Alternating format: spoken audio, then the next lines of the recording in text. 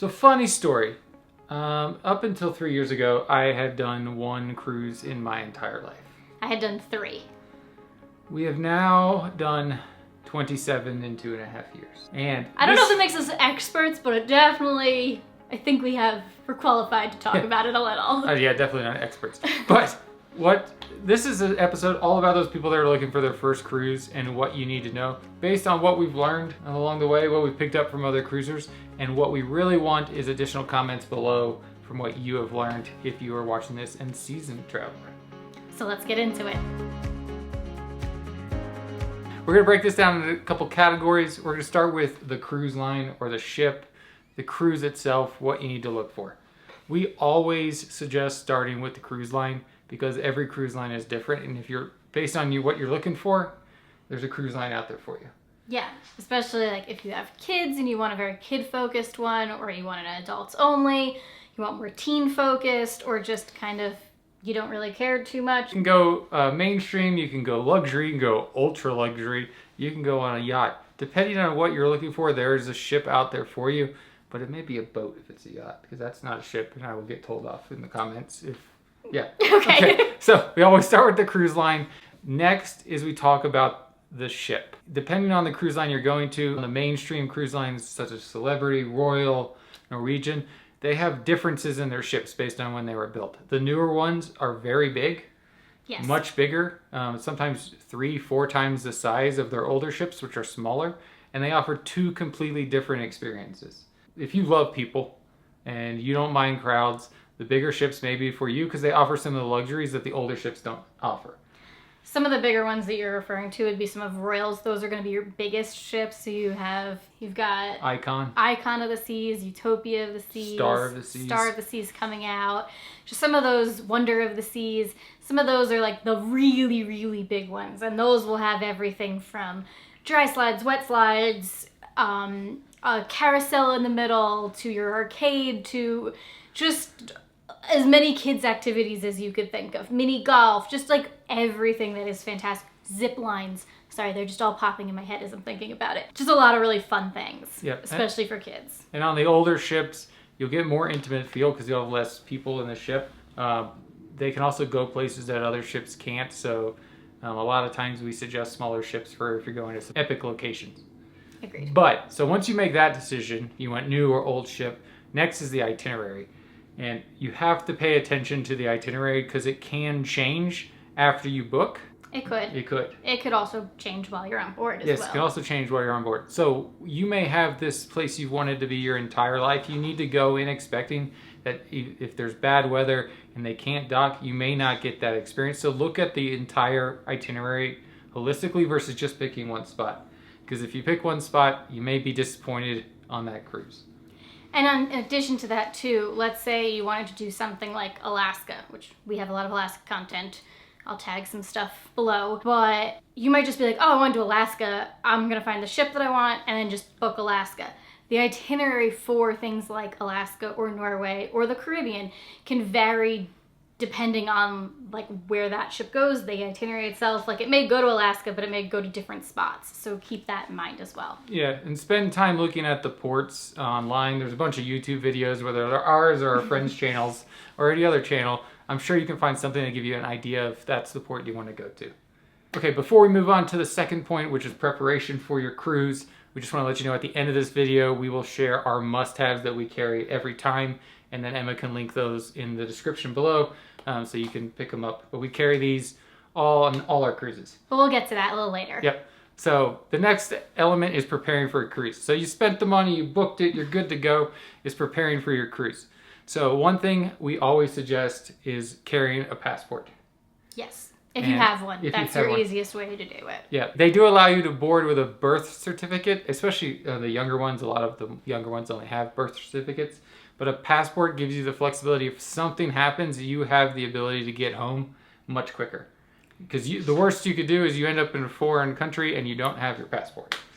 Correct. So once you take care of that, about 90 days to 60 days to 120 days before your cruise, the bookings for your restaurants will open. If you want to try specialty dining, book those fast because they will sell out. So we usually set a reminder when the final payment goes through about 90 days that's when they open up the seats. It varies by cruise line. It does vary by cruise line. And I was also going to say, also, if you don't get those reservations, it's okay. Once you do get on board, you save some for you to make on board as for people that booked last minute or just people that haven't figured it out yet. So don't freak out that you're not going to get any reservations to any specialty dining. Yep. And the last thing when you're preparing for your cruise, besides packing, because everyone has to pack, is we always get travel insurance, especially when we're going internationally. And actually every time we cruise, just because the cost on the ship, if you have to use the medical facilities for anything, are astronomical. Luckily, we've never had to use them, but we've heard some crazy stories. Yep, and the travel insurance typically also covers if your flight is delayed, if they lose your bag, if you miss a port, you can get reimbursed for that port. There's a lot of benefits to travel insurance, so we always use it. Agreed. The next element you need to know before you go on your first cruise, or if you're a seasoned traveler, is embarkation day. It can be chaos. Yes. We suggest either getting there early or getting there late. But not too late. But not too late. Because they will leave without you. Yes, 100%. If you're not on the ship, they will leave anywhere they are without you. Most cruise lines have you reserve an embarkation time. People think that is the time that you get on the ship. It is not necessarily that time. That is the time you can check in. And depending on what class you are, like if you're traveling in a suite or in the main area, or if you have status with the cruise line or not, you board at different times. So don't expect if you have a 9:30 check-in time. Well, that's really early. Yeah. Let's start that. I wouldn't pick anything before 10, honestly. Yeah. But if you have a 9:30 check-in time, don't expect to be on the ship by 10. Sometimes you do, but you can't get on the ship until it's emptied and cleared by customs, that no residual passengers are on board. Then they start boarding the new passengers. Yes, because all of the passengers from the previous cruise have gotten off that morning, and then they have to clean everything, and then you get on. So boarding day is insane. And if you've never done a cruise before too, you'll arrive at the port, and there will be porters there, and you leave your suitcase with them, and then you have a tag that says what room and your name and everything that your luggage is going to, and then they will take it for you, and then you will see it again in front of your door on the cruise later on in the day. Usually after around 4 o'clock is when they start arriving at doors, and obviously it can just vary depending on your exact luggage, but we've gotten them as late as like 6 o'clock, so. Yep, and so when you get on board, after you've checked in, you will go into the ship. Yeah. That's usually what you do when you board, isn't it? That's how it works. So you think your room would be ready. They have to clean like 4,000 rooms. They are not ready when you board the ship. There will be either an announcement or a placard that tells you when they are available. Usually it's early afternoon, like 1, 2 o'clock, they finish the rooms, and then you can go into your room and experience it. What we suggest doing is go eat and explore the ship. No, before you do that, do your mustard station. Do that first. Not mustard. What, muster? Muster station. Muster station. Or mustard station. Maybe you can get some Grey Poupon. Do your muster station first. It'll be on your card what like your number is. Just ask a crew member. They'll tell you where your spot is. You go there. It depends on the cruise line. Sometimes they'll brief you quickly with some stuff, or they'll just scan your key card, and you have to usually watch the video on your phone or in your stateroom.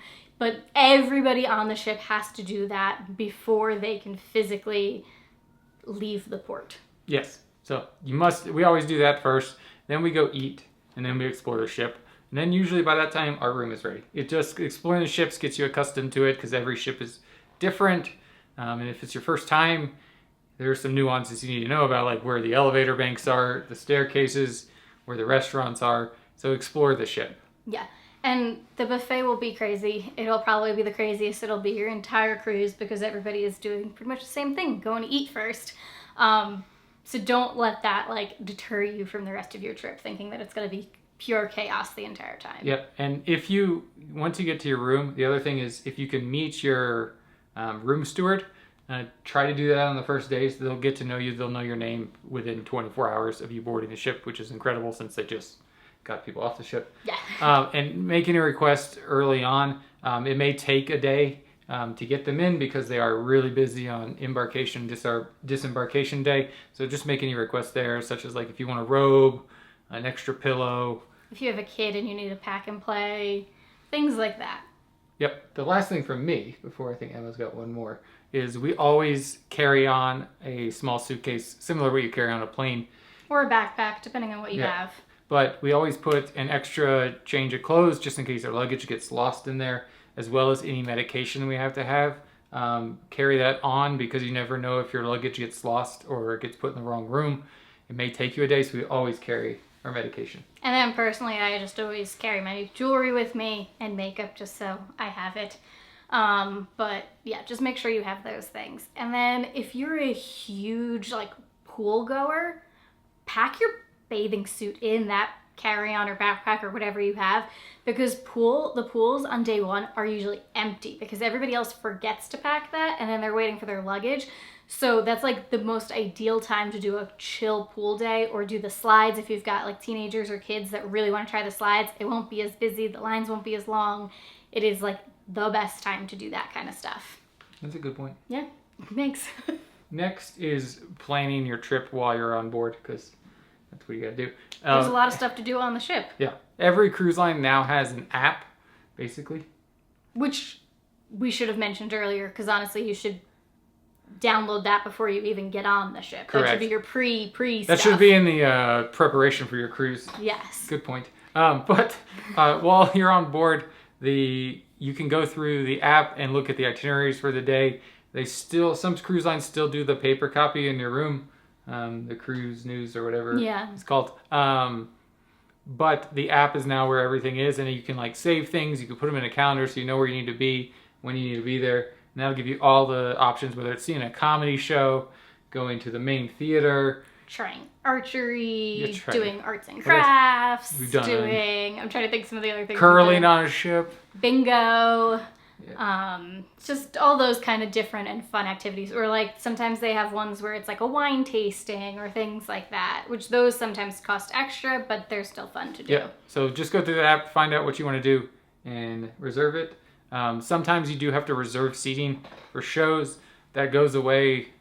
It's starting It's to like go hit away. and miss on if a cruise line requires reservations or not anymore for the shows, but just pay attention if yours does require that. Yeah, or at very least just look at what shows are that night and what time they are. So if you have to change any dinner reservations, you can. Usually if it's like the main theater show, they do it at 2 different times. So one is an early show and one is a late show. So no matter what time you have dinner, you should be able to see one of those time slots. Yep. If you're traveling with kids, we would suggest you book early dinners, like 5 to 6. Which you'd probably do anyway. Yes, and that way you can make the early show, which will usually go like 7 to 7:30 is when it starts. It ends like 9 to 9:30. But that gives you the opportunity to eat dinner, go to the show. And then bed. Yes, and then bed. And the other thing too is if you are traveling with kids on day one, you should go and check out the kids club areas and sign your kids up, because there are times where they can fill up because they only can take a certain amount of children. And so that's pretty much just taking a look at the area, filling out the forms, which is usually like you give them a code word. You give them a code word at the end for you to like sign out your kid, just so they know that you're actually the adult that's taking the child out, and just all that kind of stuff. Note if they have allergies, all of that things. Just, it's great to do that on day one, get it out of the way, and then if you want to send them, you can. If you don't have to either. And those are usually free unless they're, depending on the line, but usually if they're like above 3 years, then they're usually free. Sometimes for the little younger ones, it is at a fee, but it's usually like no more than $8 an hour. It's affordable for babysitting, basically. Yep. That's pretty good. Mainly when you're on board, just enjoy it. Yeah. One other thing to mention with the kids. If it is one of the 3 and up, they do have to be potty trained and not have diapers on. So just keep that in mind. If you are thinking of dropping your kids off at the kids club, they need to be potty trained and not have diapers. So while you're on board, if you don't want to do anything, that's all right. If you want to do everything that they have to offer, that's all right as well. Go for it. Just basically use the app, figure out what you want to do. There's one more thing that we completely forgot about that is our daughter's favorite thing while you're on board. And it is... It's fun if you have kids or if you're just a kid at heart. Yes. If you drive a Jeep. Okay, you don't have to drive a Jeep. Sorry. On board, a lot of cruise lines, specifically passengers, hide ducks around the ship. Like mini rubber duckies. Or itty bitty. We've even found the really tiny ones. They're going like crazy now. You got knitted rubber duckies. which I guess aren't rubber, knitted duckies. But they hide them around the ship. Usually on sea days is the best day to find them. The only problem then is you have everyone on the ship on a sea day. But just keep your eyes peeled. They can hide them anywhere on the ship. You just can't be in like bars or restaurants or any food locations, but yep. they're fun to find. Keep your eyes out and let us know in the comments if you collect the ducks, and if so, how many have you found? I think our max was when we did an 11-day and we came home with 20 ducks or something. Yes. It helps when you have a little kid who's and got they're really, like, hey, here. Yeah, also she has really good eyes. So yeah, she spots them like that. So it's a fun experience. It's free. We don't, well, every once in a while we hide ducks, but a lot of passengers will hide them around the ship anywhere. Just take them. They're free to take. You can also take them and hide them. It's also a fun thing. You'll see little cards on them and you can tag where you found it, and that goes to the owner. So they usually have an Instagram account. Or the Facebook page. Yep. But yeah. Oh, speaking of Facebook page, actually, that is a helpful one if you have Facebook to join the Facebook group. Each cruise line, somebody usually sets up a group for your specific sailing, and that'll be where people ask for tips or tricks or whatever. It's just a helpful thing to go on and see info about your current cruise. Yep. If you've been enjoying this video so far, we'd love it if you'd hit that like button and subscribe if you haven't done so already, as well as the little notification bell to keep up to date on our upcoming videos. It just helps us out and tells YouTube to push the videos. Thanks. The next element is shore excursions, which can be confusing if you've never done a cruise before. And they can also be really expensive. There are often itineraries where your shore excursions will cost more than your cruise does. Yes. This is also another place where it's helpful to have the app. Yes. Now, you don't have to book your shore excursions through the cruise line, but I will put a giant but after that statement. If you do use the cruise line, you will not get left behind. Correct. The cruise will wait for any passengers that book directly through the cruise line. So, as an example, just say you're on like a bus excursion somewhere and that bus breaks down, they will notify the cruise line and the cruise line will wait for you. Correct. And all the other passengers. Yes. Not just you. Yeah. But if you book, say, through Viator or external parties through, I don't know, Travelocity. Whatever. Yeah. And that happens. And that happens, the ship will just leave if you are not back to the ship on time. Correct. And they are very strict on the time because they pay for a port fee. They have to be out by a certain time. And if you are not there, they will leave you. Yes. We have seen people running to the ship as we were pulling away. It's not a great way to do it. While most of the time we do book through the cruise line directly, and it typically costs a little bit more, having the peace of mind knowing that the ship's not going to leave kind of makes it for us. Because it would be very difficult with a 4-year-old being stuck at some of the places we've been. Yes, but I'd also say it's also sometimes worth that risk at the same time. So it just depends on you and if you want to take that risk and do an excursion on your own or even just walking around on your own. Keep in mind what time the ship says that it leaves and everybody should be back on board. I would plan for being back on board a minimum of 30 minutes before that exact time because you don't want to be running to the ship. Correct. And if you say you're going to Alaska and they offer helicopter rides or these epic glacier experiences, don't wait till you're on board to book those. They will sell out. 100%.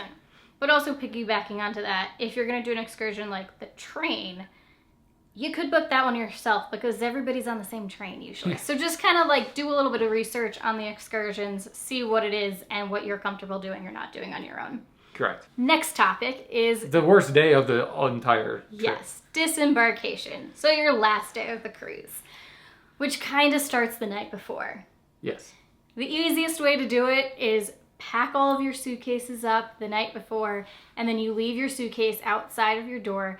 They collect them all, and then you will receive your bag again based off of the color, number, letter, depending on the cruise line, once you disembark the actual ship. There's a big, huge room. You get your luggage there. Otherwise, you end up carrying it off yourself, which is doable, but the elevators are always super packed and take forever. It's just way easier to leave it out the night before. Correct. Now, make sure you don't pack and leave outside your room the stuff you need for the next morning. So if you need medication the next morning, carry it with you, leave it in the room. Passports. Like just any of the really important documents. Yeah, just make sure you keep those in your room, in your backpack, or your small carry-on. Carrying a small carry-on off is relatively easy. Yes. Okay, so now, as promised, let's talk about those items that we always bring with us. Always. Always. And I will link them all below in case... Not mustard. I will link them all below in case you are curious. You can find them all on Amazon. Super easy and just like makes the trip so much easier and comfortable. So first off, I have a huge toiletry bag that fits the whole family's toiletries. It hangs on a hook on the back of your door in the bathroom. Saves that precious counter space when you don't have too much of it. It's just an easy way to keep everything organized and all together. Next is packing cubes. Honestly, I thought they were ridiculous. I thought they would take up more space. They do not. They're the best thing ever. You get to keep everything super organized. It's easy. You could just take it out of your suitcase, throw it in a drawer or on a shelf, and you have everything organized. You know where everything is. And honestly, I think I pack more with them. To piggyback onto that, we also have these like vacuum seal packs that we've bought that you don't need air to suction it out or anything. You just kind of roll it and push the air out, which is super helpful when you're going to someplace like Alaska or Norway or any of the cold locations. It just saves more space in your suitcase. Correct. And then another one, which is super handy little trick, is magnetic hooks. All of the walls in your cruise room are magnetic. Except the Prima. Okay. But 98% of cruise ship rooms walls are magnetic. And so having these magnetic hooks are super easy to hold things like hats, your lanyards for your keys, just all those little things that you want to make sure you're grabbing on your way out or just keep it set. They're just really helpful to have. You forgot one of the big ones you carry, stain stick. My stain sticks. Oh, okay, not sponsored at all. I wish I was. Feel free to reach out if you'd like to. But Miss Mouth's stain sticks. I have tried more stains than I'd like to admit. This one hands down is the best. I've gotten out red wine, raspberries, all of the things that are really hard as a mom or just a normal human to get out. This stuff is magic. I would definitely recommend bringing it in case you get like a little stain on yourself. You just spray it, dry it off, maybe run it under a little bit of water, and it comes out. They're lifesavers, especially if you're traveling. Yeah. We also carry wrinkle release because you will need wrinkle release. You don't have irons in your room. No. So like some cruise lines you can ask for an iron for a little bit. Some cruise lines have a laundry room that has irons in them, but most of the time they don't. And so carry wrinkle release. We also carry, we don't get seasickness, but we always carry seasickness stickers for the back of our neck, just in case it happens. I've gotten seasick one time, and if I had not had those, I would have died. Yeah, those were some waves. We had like over 20-foot waves on a small ship. The last ones are... But with those, though, I would say if you are afraid or think you might or be a little prone to seasickness, put them on before you get on the cruise ship because they do tend to take approximately 24 hours to actually be officially effective. Yeah, good point. And then the last few things are for those traveling with little ones. We always carry a portable car seat because a lot of the ports you can rent a car. We carry our own car seat with us. It helps you get taxi from the airport to the hotel or the ship. We always carry that with us. We have a travel stroller because carrying your big bulky one around the ship is quite hard. Mm-hmm. We have a travel backpack when we go to places that have hiking. Yes, that is also helpful. And then when Poppy was younger, we did have a pack and play that we would bring with us that fits in a backpack. It's not necessary because the cruise lines do have them, but if you're really hoping for that nap on day one, it could take a while to get a pack and play on day one. So just keep that in mind on how important that might be to you, as well as we bring a little bit of magnetic toys because A, they're hard to lose because they're magnetized, and the walls are also magnetized so you can kind of play with them on the wall. So just easy toy activities to keep the kids entertained at dinner or in your room. And the last thing I carry is luggage tag holders for the tags they give you to put on your bags. We have plastic sleeves for each cruise line. That way, if it's not going to fall off or get water damage, because sometimes it's raining, they get wet. Worst thing you could do on your first day is lose your luggage. So we always carry the luggage tag holders. Just makes it easier. Yeah. So if you have anything else that you always bring, let us know in the comments below for everybody else. Otherwise, thank you so much for watching this episode. Till next time, get out and live a little. Bye, guys. Birth certificate. However, Try that word again. Birth certificate. Do your muster station first, That is And then go to the mustard then- station. Up in the... Yes. up at the good buffet. Yeah. Okay, no.